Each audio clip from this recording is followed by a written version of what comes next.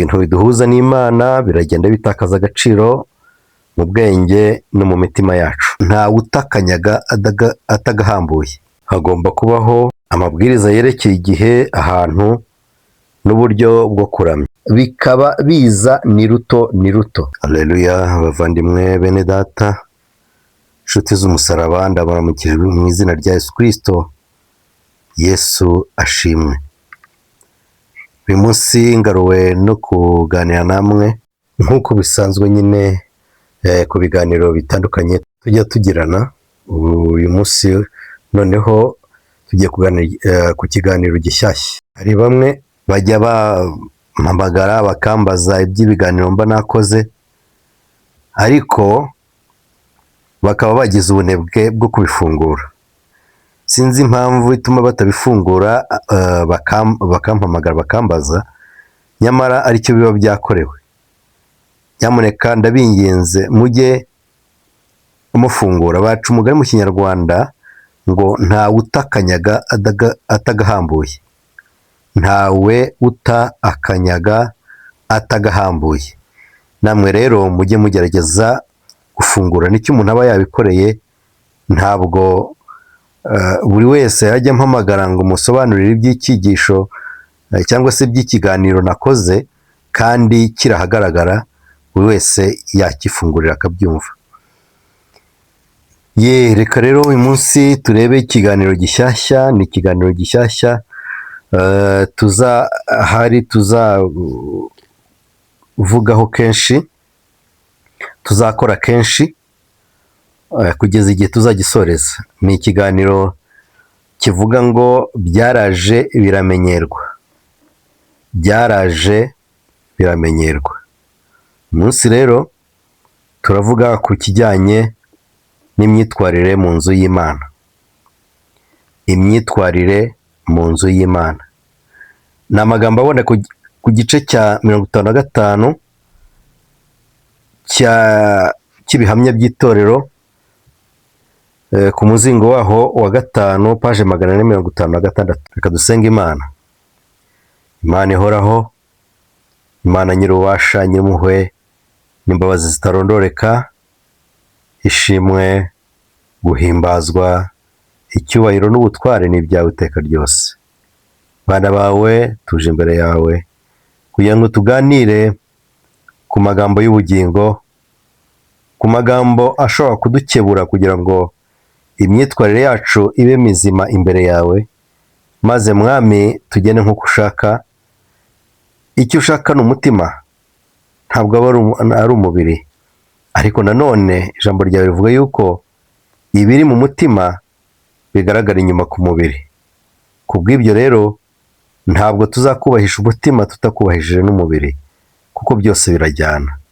Rero data, turakwingiza kugira ngo uduhe kukubaha no kugupfukamira no kukuramya nk'uko bikwiriye, nk'uko abamarayika babigenza. Natwe abana bawe tubone ko tukugenzereza. Mu izina rya Yesu Kristo urakoze. Amen. Ndakuraritse inshuti muvandimwe kugira ngo wihanganire kureba iki cyigisho. Ni kigufiya, wihangane ukirangize kugira ngo ndatekereza yuko uri buze gutungurwa n'ibyo utarumenyereye muri iri torero ryacu. Ibihamya volume ya 5, paje ya 456, isubi ya mbere, igice cya 55 kivuga imyitwarire mu nzu y'Imana. Haravuga ngo ku muntu wizera kandi wicisha bugufi, inzu y'Imana mu isi ni irembo ry'ijuru.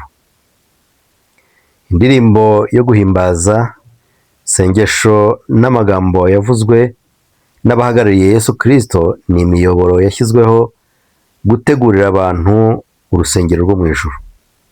Kubw'uko kuramya gushyizwe ku rwego rwo hejuru, ahadashobora kwinjira igihumanya. Bahereye ku kwera kwari kujyanye n'ubuturo bwera bwo ku isi, abakristo bashobora kwiga uko bakwiriye gufata ahantu Uwiteka ahurira n'ubwoko bwe.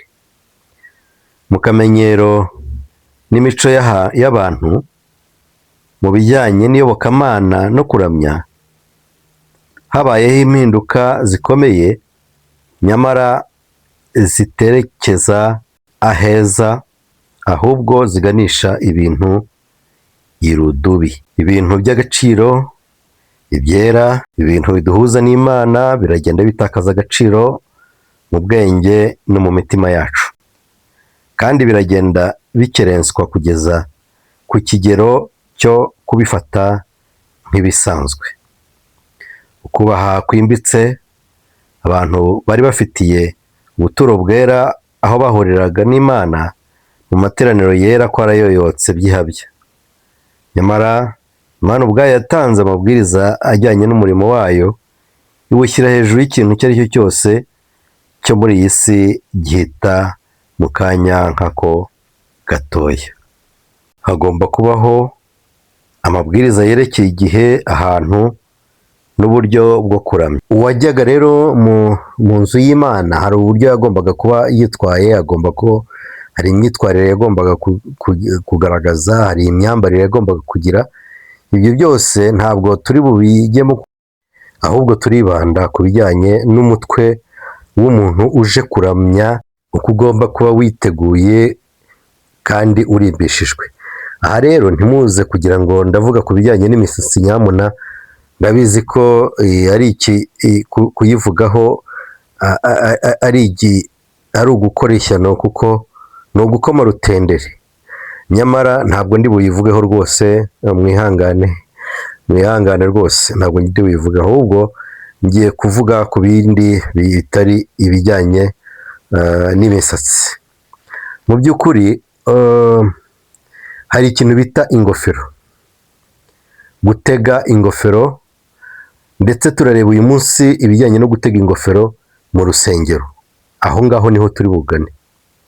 Hano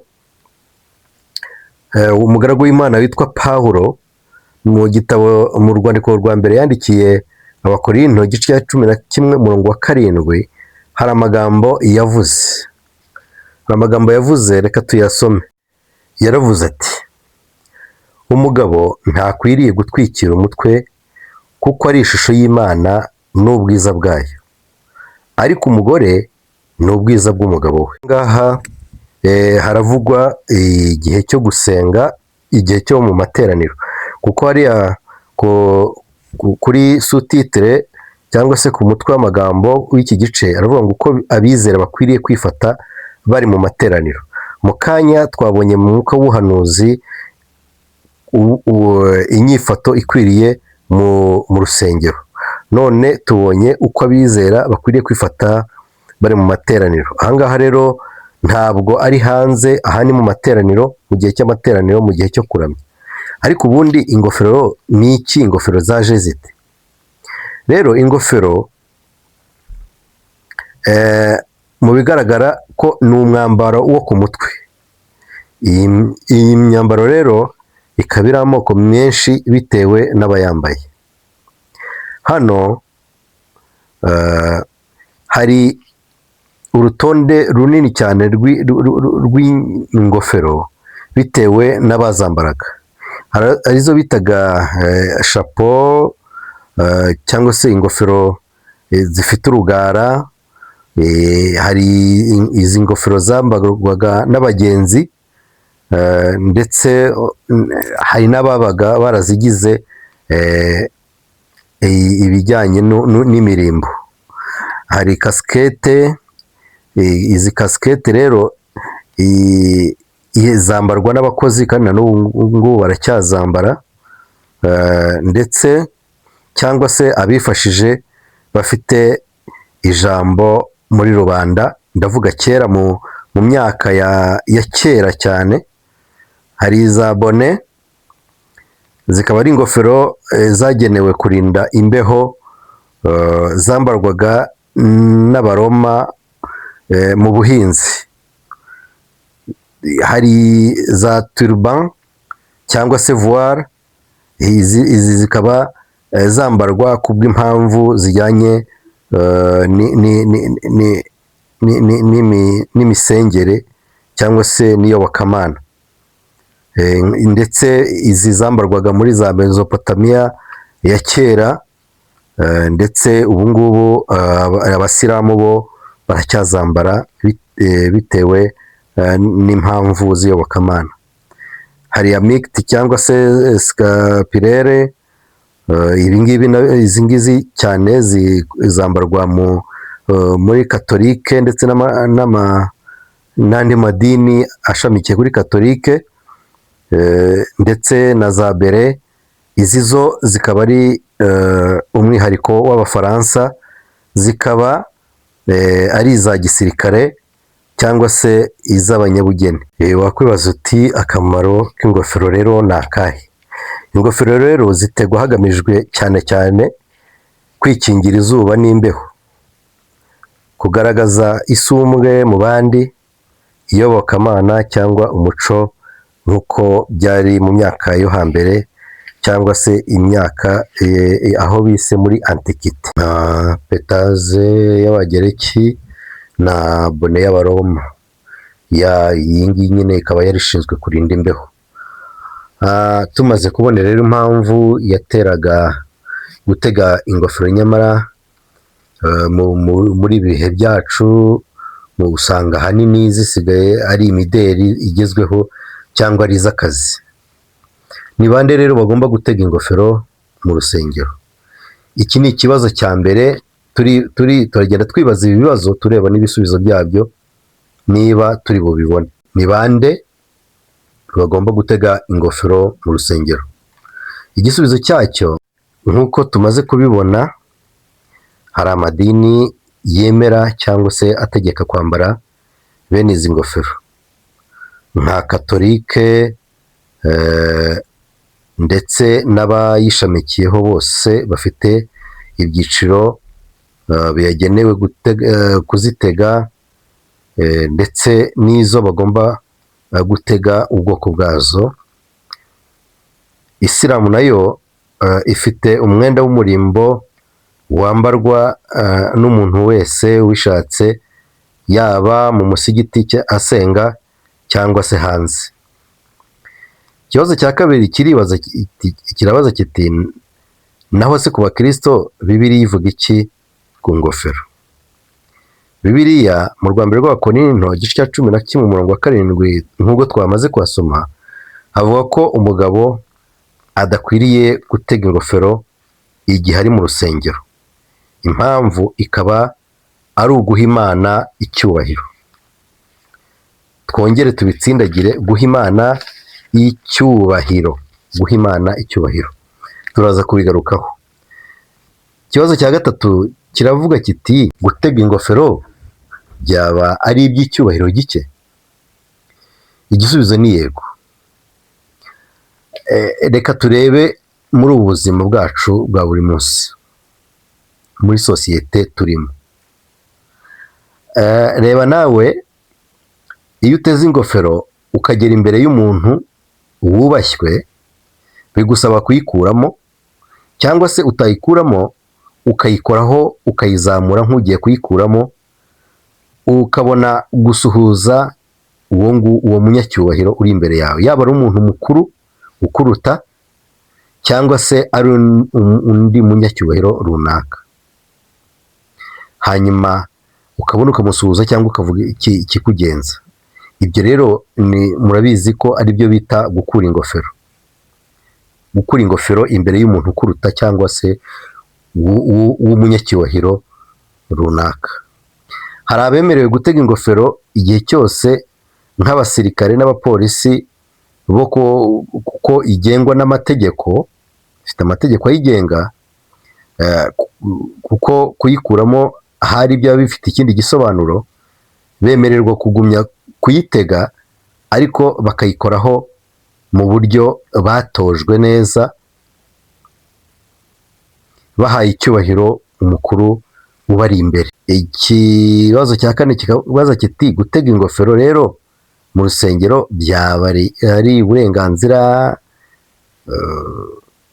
cyangwa se byaba ari ukurengera?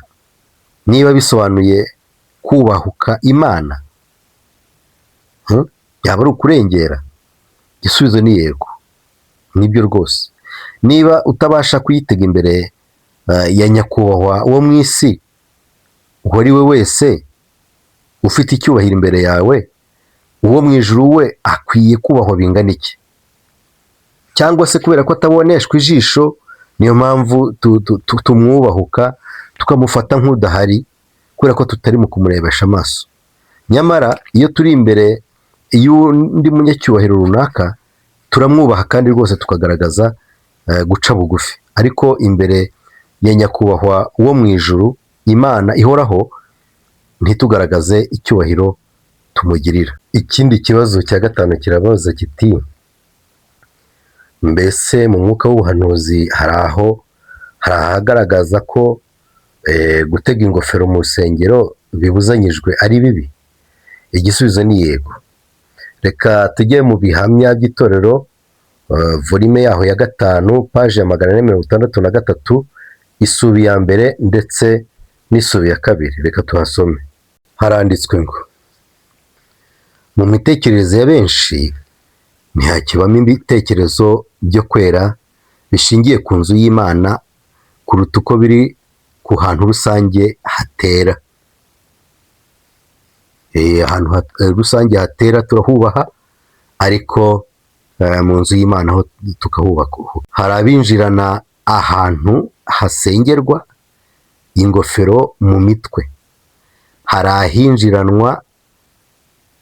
abinjirana ahantu hasengerwa ingofero mu mitwe, abandi bambaye imyenda yahindanijwe n'ibyondo. Abo ntibabona ko bagiye guhura n'Imana n'abamarayika bera. Hakwiriye kubaho guhinduka gukomeye kuri iyi ngingo mu materaniro yacu yose iyo ava akagera.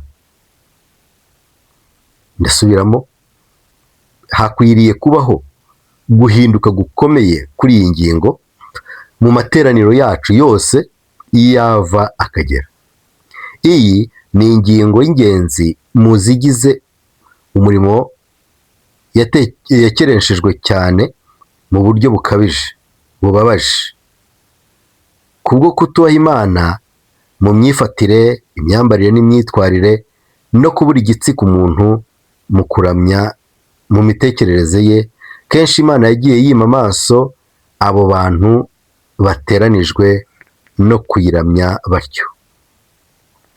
Bose bakwiriye kwigishwa kugira gahunda inoze, bakigishwa kuba bakeye kandi bafite isuku, bakigishwa kugira gahunda mu myambarire, ariko ntibahe urwaho ukwinezeza mu kwirimbisha kw'inyuma no gukurura abandi bidakwiriye namba mu buturo bw'Uwiteka.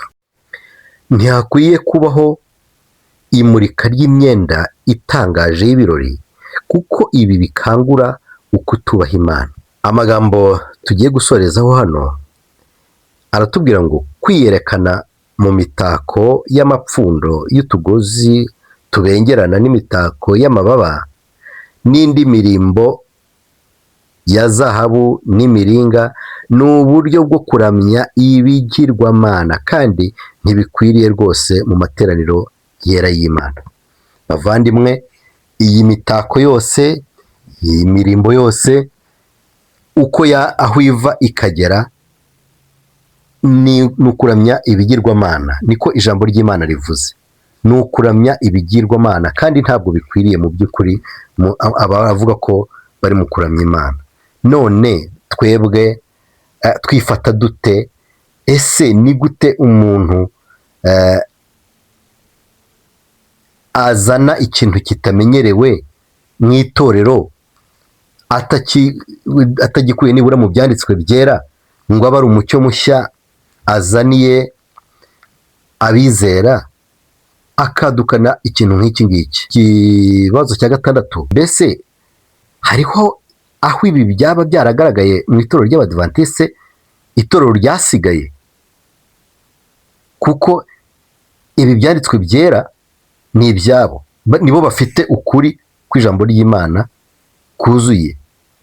None se hari aho byaba biboneka muri ryo? Igisubizo ni yego. Reka mbaho urugero.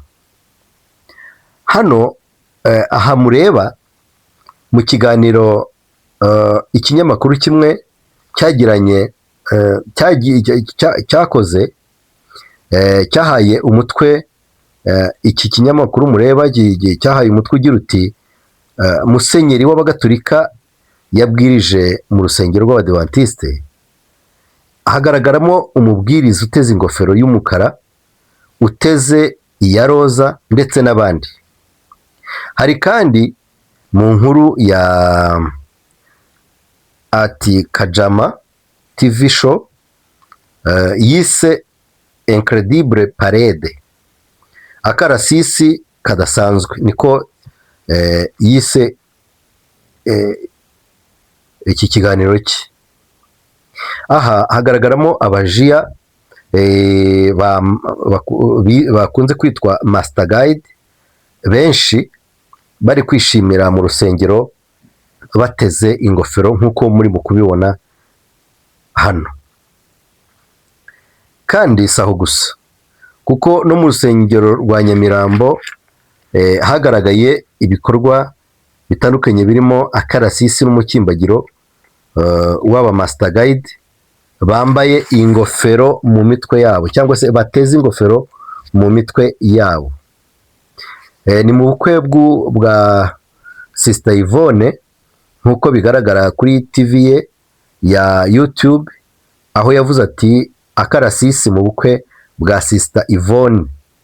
Wareba kuri at Sister Yvonne official. Hari kandi wagaragaye muri mu itorero rya Bilingo Church, aho agaragara ari ku ruhimbi ari mu gutanga imbwirwaruhame, ateze ingofero. Ibi ngibi rero ntabwo ariho honyine, hari n'ahandi byagiye bigaragara.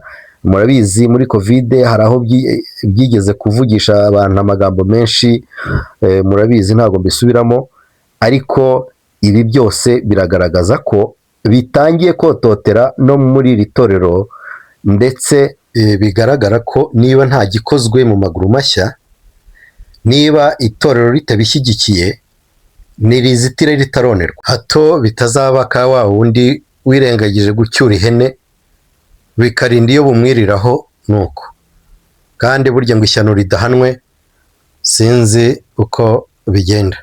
Ribaye ribishyigikiye kandi nabwo rikwiye kugaragaza ibihamya bigaragaza uwo mucye mushya ugiye kwinjizwa mu itorero, noneho bigaragare ko ari ukuri, bikaba biza ni ruto ni ruto. Mbibutse yuko iki kiganiro cyacu cyitwa byaraje biramenyerwa, byaraje biramenyerwa.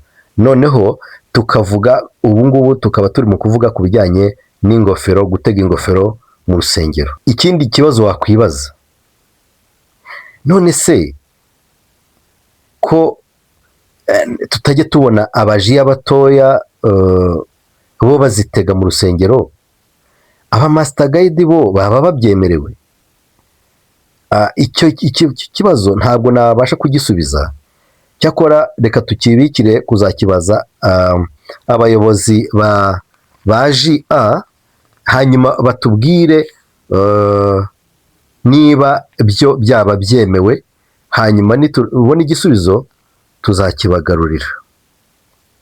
Ahubwo twigire ku kibazo cya 8 kibazo kiti none se byaba bitwaye iki kuba umuntu ukwiye guhagarara imbere y'Imana ayivugira yatega ingofero? Mu butumwa bwatoranijwe volume ya 3 page 210 isubi ya 4, ndetse turasoma na page 205 isubi ya 2 n'iya 3. Reka turebe ibisubizo tubuhasange. Page 210 isubi yaho ya 4. Umuja w'Imana Elena White avuga ati nongeye kwerekwa abana ba Isirayeli ba kera, bityo mbona ko Imana yari yaratanze amabwiriza yihariye ku bijyana n'imyenda n'imideri y'imyambaro yagombaga kwambarwa n'abakoreraga imbere yayo, ari bo batambye. Imana yo mu ijuru ifite amaboko anyeganyeza isi idusigasiye kandi ikaduha ubugingo n'ubuzima, yaduhaye igihamya cy'uko ishobora kubahwa cyangwa igasuzugurwa bitewe n'imyambarire y'abakorera imbere yayo. Yahaye Mose amabwiriza yihariye ku bijyanye n'ikintu cyose gifitanye isano n'umurimo wayo. Yatanze amabwiriza no ku bijyanye n'uko Abisirayeli bagombaga kubaka amazu yabo, kandi inavuga mu buryo bweruye iby'imyambaro abagombaga gukora umurimo wayo bagombaga kwambara. Bagombaga kugira gahunda mu kintu cyose. Noneho ahangaha ntabwo nirwo mpasobanura kuko namwe murahiyumvira ubwanyu, ntabwo nirwo mbisobanura rwose. Ni Ikinyarwanda kirumvikana, wenda ufite uwumva urundi rurimi nawe azatubwiye tumurangire ayo magambo aho abasha kuyasoma mu rurimi rwe. Paje 205 isubi ya mbere, iya kabiri n'iya gatatu. Titire yaho cyangwa se umutwe w'amagambo uravuga ngo kwiyoroshya mu myambarire. Ubwo nabonaga benshi mu badivantiste bakomeza isabato bagenda bisanisha n'ab'isi mu mitekerereze, mu biganiro no mu myambarire, umutima wanjye wagize agahinda kenshi. Abantu bavuga ko bizera ko bafite ubutumwa buheruka bw'imbabazi bagomba kugeza ku batuye isi, nabo bakururwa n'imideri y'isi. Yo mbega akaga! Nabo burya bakururwa n'imideri y'isi. Iyi ni nabyo babyadukana kuko bo babasha no kugera ku ruhimbi, bigatuma n'abandi bumva yuko ari ibintu byera nta kintu bitwaye. Reka nikomereze mu magambo ya Ellen White. Ati kandi bakoresha imbaraga nyinshi mu kuyigana ku rwego rw'uko batekereza ko kwizera kwabo kubemerera gutera iyo ntambwe. Imyambarire y'ab'isi iragaragara cyane mu bantu bacu, ku buryo akenshi n'abatizera bavuga bati mu myambarire yabo ntushobora kubatandukanya n'ab'isi. Urumva bavandi uburyo izina ry'Uwiteka ritukwa mu bapagani ku bwacu? Reka nikomereze. Tuzi ko ibi ari ukuri nubwo hari benshi batagenza batyo. Ntabwo itorero ry'Imana rizaburamo abantu bakomeza kunamba ku ijambo ry'Imana se cyangwa se kunamba ku Mana. Abakurikiza urugero rw'ab'isi ntabwo ari bake, ni benshi, kuko iyi nzira ya gihogere nyine igendwamo na benshi. Dukomeze. Tubabazwa no kubona uko hari impinduka bari guteza. Ese nziza? Oya, ni mbi rwose. Uko bagenda bazana ibintu mu itorero ni ruto, bigenda biba ikibazo gikomeye cyane, kuko uko bigenda bimenyerwa bigenda bisa naho ari ibintu byera nta kibazo kirimo. Nyamara Imana izabibabaza. Yesu yaravuze ati, ndababwira ukuri yuko ugusha umwe muri aba ngaba boroheje, soma Matayo 18:6, ngo icyamubera cyiza ni uko yahambirirwa urusyo mu ijosi akarohwa imuhengeri. Niko Yesu yavuze. None abantu baragenda bakopera, barahura umuriro w'umurahurano hirya no hino bakazana mu itorero, bakarahura bakazana mu itorero. Ariko iyo ubona wadukanye ikintu nk'icyo mu itorero ari we wa mbere ucyadukanye, wowe wumva nta n'ubwoba ufite, wumva ntacyo bigutwaye, wumva nta gishyika, wumva nta kidodo bigutera. Ese iyo ugiye gukora ikintu nk'icyo ngicyo, nta n'ubwo ubanza kureba ijambo ry'Imana icyo rikivugaho? Ukagenda ukazana n'abandi bakakureberaho. Nikomereze. Tubabazwa no kubona ko hari impinduka bari guteza, bagatera abandi gukurikiza urugero rwabo. Iyo mbonye abitirirwa izina rya Kristo bigana imideri y'ab'isi, ntekereza ibintu bikambabaza cyane. Kuba badasa na Kristo bigaragarira abantu bose. mu murimbo ugaragara inyuma habaho guhishurira ab'isi ndetse n'abakristo ko umuntu nta murimbo w'imbere mu mutima afite. Ntabwo ari byo bivuze, ni ijambo ry'Imana. Bigaragarira abantu ko uyu muntu nta murimbo w'imbere mu mutima afite, ari wo murimbo w'ubugwaneza n'ubwitonzi, kandi ari iby'igiciro cyinshi mu maso y'Imana. Reka ndekere aya magambo kuko hari byinshi cyane ibyanditswe byera bivuga ku bijyanye n'ibi ngibi. Reka twisoreze twibaza ku kibazo cya 9.